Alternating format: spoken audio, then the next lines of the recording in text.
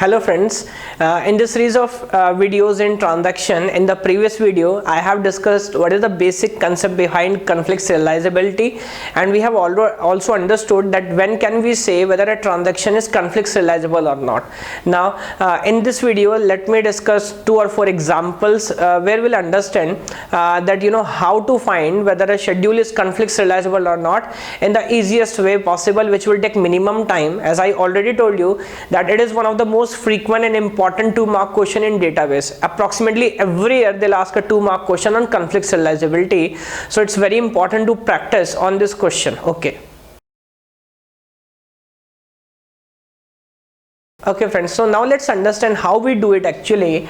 You see, now that is a case where we have 3 transactions T1, T2 and T3, that is the schedule, and we have to find whether it's conflict serializable or not. Now you understand, if I do it with the orthodox way, you see there are 3 transactions, so factorial 3 is 6 different serial schedules are possible. So I should imagine, okay, can I take this up, answer you say sometimes you get is what, yes or no. You say you can take this up, but then can you manage between them? So you cannot cross them, like suppose this is Z and this is Z, there will be conflict, so there will be a number of confusion, how to go up and down. So what is the easy way possible? What we'll do, we'll draw a graph, and with the help of a graph we'll find out whether there is a conflict or not. How? You see, first let me take 3 vertices in the graph. Let me say T1, T2 and T3. You see why I'm taking 3 vertices? Because there are 3 transactions in the system. Okay, now remember how to check. We'll always check from top to down. I'll check. Okay, so I'll start always from what the first instruction. In this particular case it is what? Read X. Again you see, we have already discussed it is never possible that in a same row you have 2 instructions, because of only one instruction executes at a time in a uniprocessing machine. Okay, now you understand. I have read X. Okay, now you see I want to check whether this instruction conflicts with any other instruction or no. You see, is it required that I should check in the same column? Answer is no, because we have already discussed that instruction cannot conflict with the instruction of the same transaction. Again, condition number 1 was different transaction. So I'll come here, top to down I'll go. Read X, read Z. Is it a conflicting pair? No, because different data value. Again, we have already discussed that for conflict both of them should be operating on what? Same data item or same data value. So no. Now there's a problem. You see, different transaction, same data value, and one of them is a write operation. That pair is satisfying all the 3 conditions of conflict. Now you understand, if there's a conflict between these read X and write X, now let me draw a edge from T1 to T3, and now you understand what this edge is saying.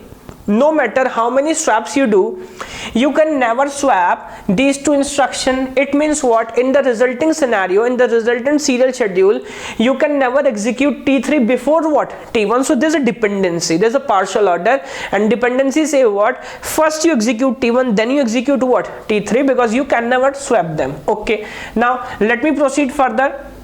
Now after completing this one instruction remain, but no problem, X and Z. So now I have checked this. Now let me check the next one. I'll say top to down, chalte rehna, for every instruction will check. Okay, now you check the second one, read Z.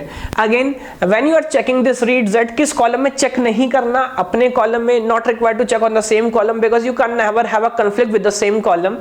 So now let me check T1 and T3. Z, you see Z. Now this is Z. You see, clear cut case of conflict. Same data item, different transaction, one of them is a write operation.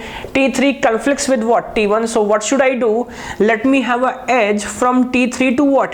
T2. Now it means what? No matter how many times you run, but T3 will always execute first before what? T2, because you can never swap this write Z above what? Read Z. Okay, now again there's no read Z. Now it is completed. Again you proceed. right z, again you check for right z, conflict, there's a conflict, but you have already drawn a edge from T3 to what, T2, so no need to check it again, a single edge will do the work, so that is done. Again you come here, now you see y, you see need not to check in the same columns, read y, different transactions, same data value, but both of them are read operations, so there's no conflict. You check further, no problem. Again you check for this, read y, write y, 1 to 2. Now you see there's a conflict, 1 to 2, there's a conflict. Transaction T1 conflicts with T2, different transactions, same data value, one of them is a write instruction. Let me draw a edge from T1 to what, T3. Again proceed further, no problem. Wait, let me tell you, or you tell me, is it a cycle? No, because you see it's a directed graph. In a directed graph, when can I say there's a cycle? You start with a vertex and you end up on the same vertex, but you see there is no problem till now. Let me proceed further. Now write y conflict with anything, no problem. Proceed further. Now you see T3, now T3 conflicts with what, T1. Why? You see different transactions, same data value, both of them write operations, so there will be an edge from T3 to what, T1. And now you see there's a problem. What the problem?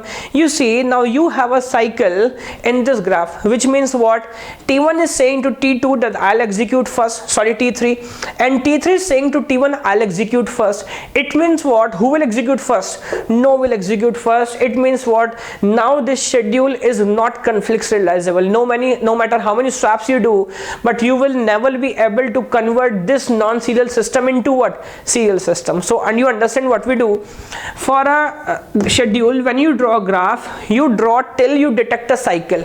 If you detect a cycle, then for sure this is not conflict serializable, no need to check it further. But if you don't have a cycle, then for sure, then it means what, conflict serializability. Please make a note of that is important, because sometimes student get confused, cycle है तो है कि नहीं है, cycle है तो conflict serializable नहीं है, और अगर cycle मिलता है तो, sorry I'm confused, अगर साइकिल है, if you have a cycle then conflict serializable नहीं है, और अगर साइकिल नहीं मिलता है तो conflict serializable है. So that is a key. I think that is very easy thing to do.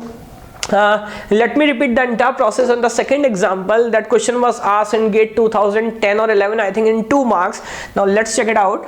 Again, let me have 3 vertices, because there are 3 transactions. Same process I'll apply, top to down.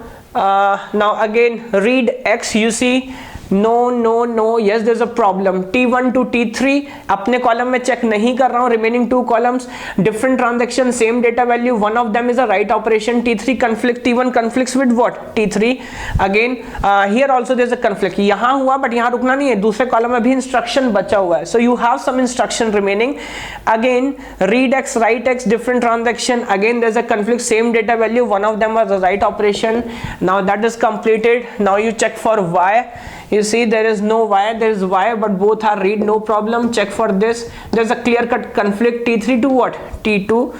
So again let me S T3 to T2, there is no y. You check, again there is no y. You check here. Now T1 to T3, T1 to T2, both are conflicts, but both the conflicts are already being captured, no problem in that, so need not to consider it. From T3 to T2 again I have already taken, and again this and this. Now in this case you see, is there exist a cycle? Answer is no, because you see again you cannot start from a vertex and by end up on the same vertex, so there's no cycle. It means what, now if this schedule don't have a cycle in this kind of a graph, then it means what, this schedule is what, conflict serializable. Even sometime they might ask you what is the order of serializability, so this edges may tell you the answer, because you see can I say I run T3 first? You say no, because T3 have a clear cut dependency because of this edge on T1. जब तक T1 run नहीं होगा, until and unless you run T1, you cannot run what, T2. T2 have dependency on both. You see T2 says I want first to execute T3, then what, T1, and then what, T3. So only one order I think possible. First you have to run what, T1.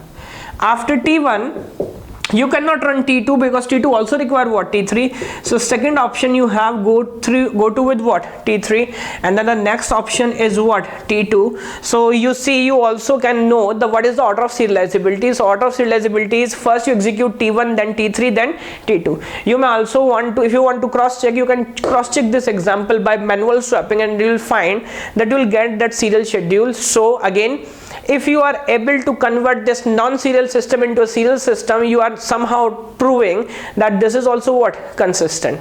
So I hope you get idea. Again, you understand, in this series of videos I am not going into very depth. So you know, there are more syntax semantics of graphs and what is the complexity and some other problems, but right now I'm concentrating on an exam point of view, whether what is the, you know, in the minimum time you can solve the problem. And let me tell you, if you practice these questions 2-3 times now, you can solve a question in 30 seconds. Let me tell you, that will be a 2-mark question, very easy. Okay, so you enjoy these problems. Let me put one more video. In the next video I'll have 2 or 3 special examples, some different cases, again on config serializability, and then you give me your feedbacks. Then we'll understand what are some other topics you feel difficult. I can upload videos on them also. Okay, thank you.